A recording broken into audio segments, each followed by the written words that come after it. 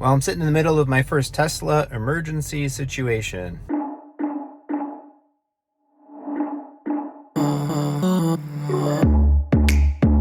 So, snowy day here, Southeast Michigan. Snow kind of came out of nowhere. I didn't really pay attention. We met my parents for a birthday lunch for my mom. Or if I actually would have looked at the weather, I would have probably driven the Explorer, but we drove the Tesla instead. So the snow started coming down in some waves. Driving home, no big deal. Went to make a left-hand turn and heard a thump. Not too bad. Obviously hit some kind of a pothole. Couldn't see it. I had no inclination to know that I was going to run over it. And I usually pay very close attention for that stuff. In any case, it's snowy. Ground is covered with snow. Didn't see it. Bang, bang. And before we were probably a couple hundred feet past the intersection, warning light goes off. Air pressure in tires, very low. Pull over safely. Check for a flat tire. And we literally watched the passenger rear tire deflate from regular inflation level essentially down to zero.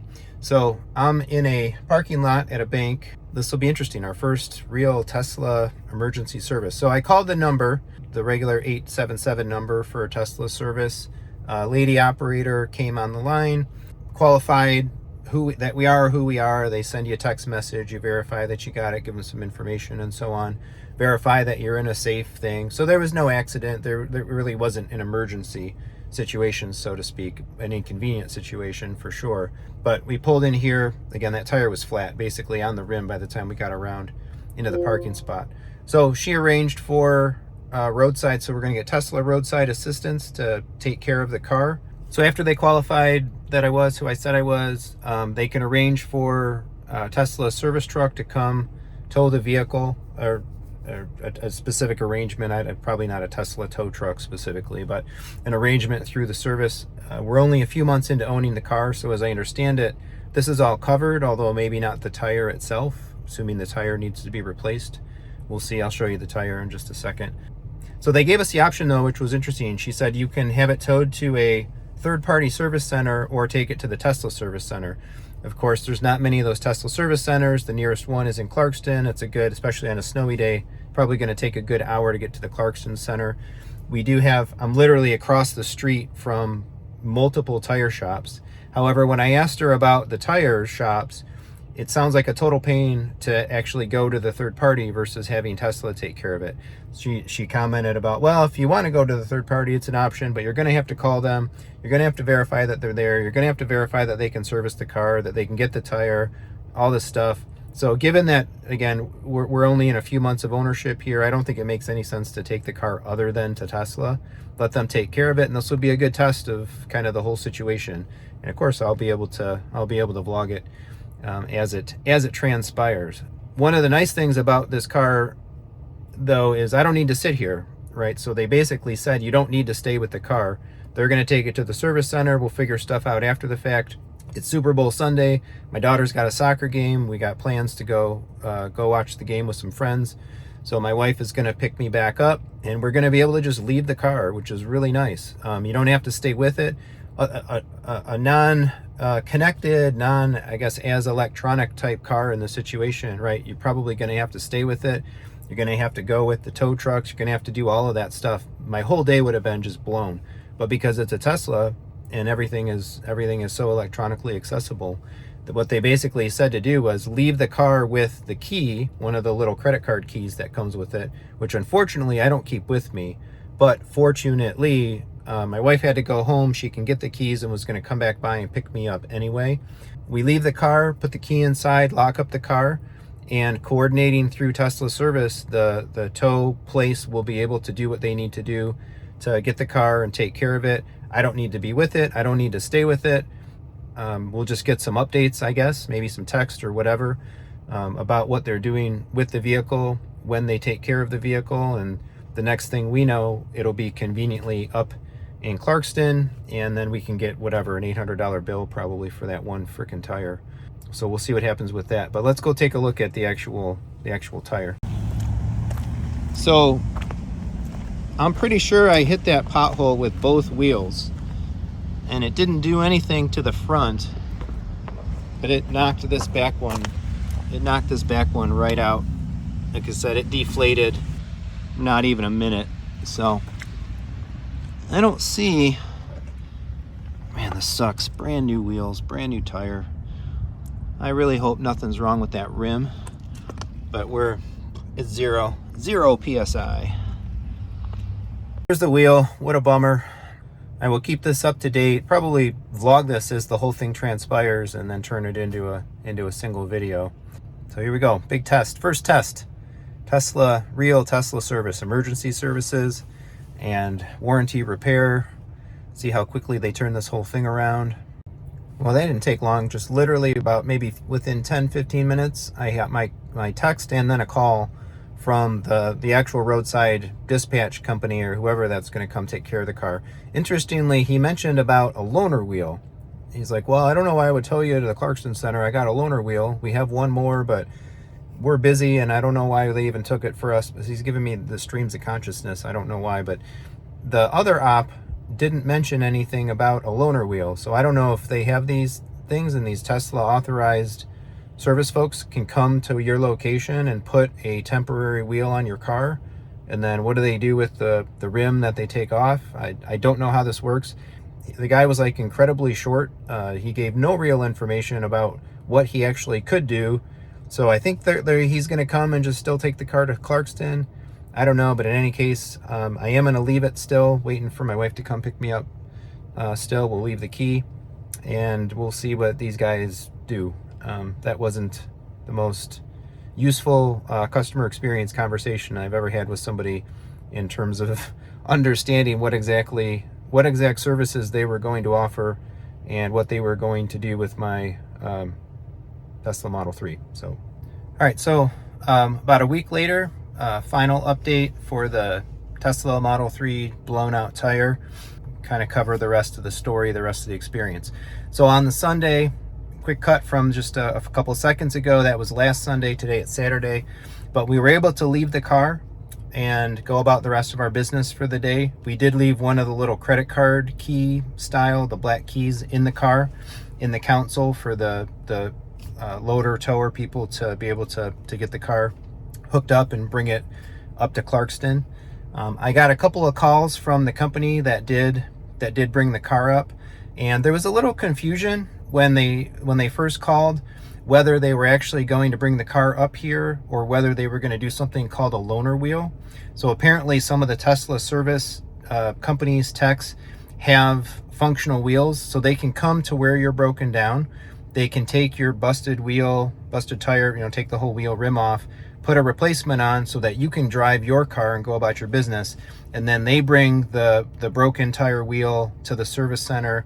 They repair it, get it all set to go, and then you just drive the car to the service center and they change your tires back again. In the interim, you actually get to keep your car. We didn't need that, and they kind of indicated that maybe we didn't have that level of service or coverage anyway. So I just confirmed with the guy, no, just load the car and take the car. We'd have to drive here to Clarkston anyway to get the car, whether we were getting the car or we were getting a wheel, and we have our other vehicle. So we didn't have to have the Tesla for this week. It wasn't imperative. So we didn't do the loaner wheel. Although I was talking with the tech here picking the car up, and he actually mentioned that for the performance vehicle trims with the bigger tires and the different wheels, that it's not likely or not really advised to do the loaner wheel anyway. Sounds like the loaner wheels, they do the more standard size and they don't keep the performance size handy. And of course, you wouldn't want to drive around for a week with mismatched wheels and tire sizes and such. So anyway, that's there if you have a long range, I guess, or a base, and you break down and blow out a tire, you can get a loaner wheel service, which is nice, particularly if you're like single or if you only have the one car and you can't go out without the car. But for us, it didn't matter. So by the end of the night, on Sunday night, the car was up here, brought up here fine. The folks that did the towing job were pretty communicative. They had called a couple of times throughout the evening to let us know what was going on. Of course, when they got there for the car itself, when they were loaded up and driving away, and then once they arrived and had left it here, we got calls and updates the whole way through, which was nice. I don't think that whatever the Tesla service dispatch let the company know that we left the key in the car, because the guy called me. He's like, hey, can you start the car so that I can, you know, pull it out and get it in position to be able to load it up and get it on the flatbed or whatever. It's like, okay, yeah, no problem. I got my phone, so I connect to the car and I turned it on. And then once they got to the service center, I was actually trying to start he called me, I was trying to start the car for him again, and it wasn't going through the connection. And I'm like, well, you know, the key's right in there. He's like, oh, I didn't know that. And I'm like, oh, okay, I thought they would have told you that, but whatever. He's like, yeah, he's like, if that's the case, I wouldn't have needed to have called you. So they tell you to leave the key in the car, but I guess the dispatcher didn't tell the actual towing tech that it was there. But in any case, it got here. We had a lot of snow over this last week, so midweek we weren't able to come get it, and I didn't want to drive up here and then drive this thing home in a snowstorm anyway. So Saturday afternoon, things cleared up a bit. We decided to come get it.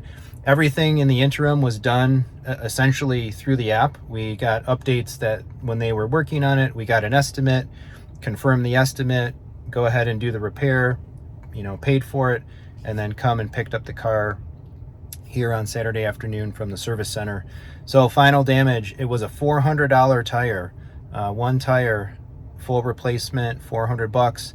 And then after you added in tax and some labor and whatnot, it was just shy of $500, like $484.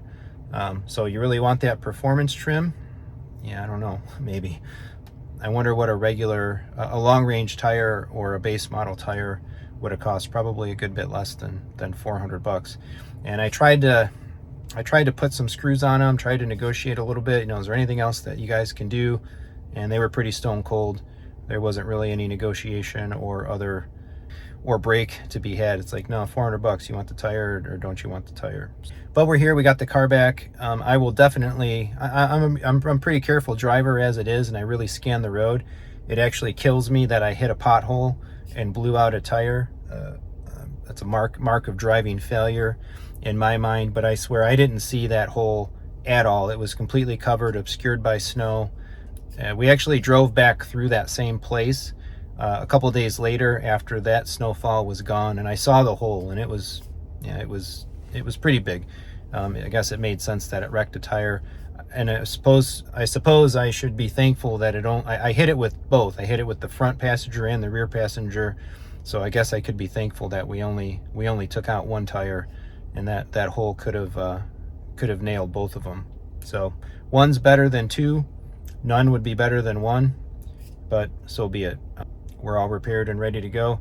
And lesson learned, I will definitely be far more careful about driving this car in torn up conditions. Unfortunately, Michigan roads, particularly a couple specific roads around us, including the one that we hit that pothole on, are just like destroyed right now. So I think I need to be more judicious, I guess, even when driving this vehicle in this time of year, where we're driving it, and keep scanning and keep looking and so on. But all in all, I have to say, like, having that happen to this car was 100 times more convenient than the same thing having happened in our former Mazda or in the Alpha or in the Explorer or whatever vehicle that we might have owned. Being able to just leave the car and everything takes care of itself. You can access it, you can start it. Tesla, you know, everything's electronic and connected online, and it's basically just touchless and simple and easy. They really have something good going with that type of a system, and the way everything works. So really cool. And again, not having to sit for hours in the cold on a winter Sunday when we had other stuff to do to deal with it. We could just leave it because we had the flexibility of two vehicles and all the easiness that Tesla enables with a connected car like this. So pretty good, 2 thumbs up. I would have liked a little cheaper of a tire, but such is life. Yeah, so through the magic of technology, or rather some real basic video editing technique. All right, we're gonna jump ahead in time a second because I got 3 things that I wanna mention about this service experience that I didn't know about until I left. So one, and I guess I could have commented on this, I didn't really look. I mean, the car's really dirty. Of course, I don't expect them to park the car inside. We did have a bunch of snow in the last few days. But we also told them through the app that we were coming to get it on Saturday. And we even messaged when we were on our way. And it would have been nice if they would just wash the car. In this day and age, I guess, I don't know why any place servicing vehicles, any dealer servicing vehicles, wouldn't just wash your car for you. I mean, it was dirty. It was parked outside in the snow. Because of that, they cleared some of the snow, but I kind of got in and drove away. And as I was about halfway home and I went to clean my windshield, I realized my wipers were frozen. Thankfully, it wasn't a safety problem or anything, but still, because the car was left, the car wasn't cleaned or only moderately cleaned off of the snow and just kind of handed over to drive home. They could have done a better job. They could have cleaned it off. They could have made sure some of this ice was off. Maybe even since we told them we were coming or messaged them ahead of time, they could have pulled the car into the drop-off garage and it could have defrosted and whatnot. There was literally space for a dozen cars in the service drop area, and there was one car parked inside. So they could have very easily done that. I like to be delighted when I do something with a company, buy from a company, use their products, use their services, and that would have been a delightful thing versus kind of a hassle. But in any case, the other thing is when you have an electric vehicle and you don't have enough energy to get where you want to go, you are in big trouble because you don't just really necessarily always and easily pull off to a gas station on every other corner. And from driving the vehicle before, sitting outside in the cold all week, the battery was pretty low. I had enough to get home, not by a huge margin though, especially in the cold weather. Today's a pretty cold day again. So, I mean, they could have charged the car up to like half capacity or so. Again, knowing that I'm coming. You know, you might say, well, why? If I were to take my internal combustion engine car to a dealer and I brought it in on E, why would I expect the dealer to give me the car back with half a tank of gas? And that's a fair argument. But again, I can pull literally within 10 seconds, probably, pull out of a car dealer and pull into a gas station and I'm good to go. You can't, at least today, right? There's chargers around, but it's not super ubiquitous and it could be much more of a problem with an EV. So it would have been nice if they would have put a little bit more, or they would have charged it a little bit. I guess obviously from last Sunday till now, there wasn't any recharge done. It just had whatever it had. And perhaps if it would have been lower, like to the point where, yeah, you couldn't realistically get home from the service center, right, to your house, then, or maybe if I would have asked or brought it up as an issue, maybe they probably would have happily plugged it in and put some energy into it. But it didn't even occur to me. Still kind of learning some of the ins and outs of owning an EV and using an EV. Didn't even occur to me till I got in, and I was on my way back, and I looked at the range and said, wow, that's pretty low, lower than I would have expected it to be. So in any case, let's jump back to the wrap up. If you have any questions about the experience, please go ahead and post them in the comments. I'd be happy to answer or give some further insight. Otherwise, please like and subscribe. Look down in the description below for some ways to support the channel. And I will be back with some more Tesla content to come. I know there was a bit of a lag between the last Tesla videos and this one. This one, of course, being happening because of circumstance. But I do want to cover this car more on the channel. There's been a ton of software updates. It can do more things. I kind of want to do a 6-month review. And I also want to talk a little bit about how the car is wearing. There's certain elements of the vehicle that are definitely wearing more than I would have anticipated or more that I would have liked. There's a couple of just, nicks and scuffs and scratches. It's kind of a delicate vehicle, maybe. So we'll cover all that in videos here very soon. So stay tuned for more Tesla coverage. Thanks so much for watching.